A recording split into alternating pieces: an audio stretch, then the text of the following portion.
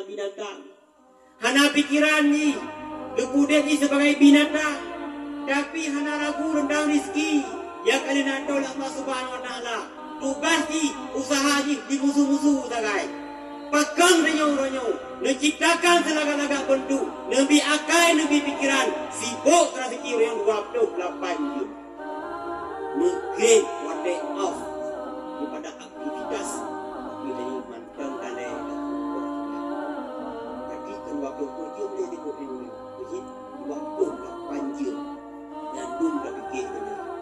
Padahal dia nak pikiran.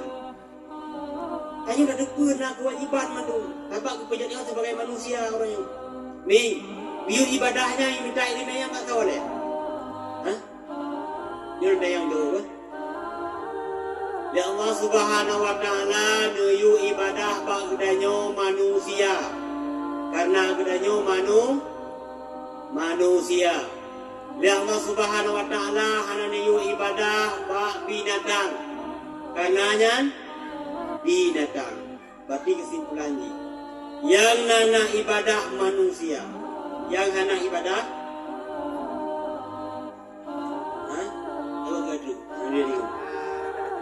yang nana ibadah manusia, yang hana ibadah binatang. Ada tetuh garananya ulang-ulang tetap dengan kesimpulannya. Maka renyung-renyung kau diciptakan sebagai manusia. Beda pun kong-kong rawa tu. Beda pun lumah-lumah rawa tu. Beda pun kubur-kubur rawa tu. Karena anak iu puasa bak engkong. Anak iu tumayang bak engkong. Anak iu bojakut bak lumah dan kubur. Karena yang binatang. Bidanya manusianya. Nah kewajiban-kewajiban kubur adanya.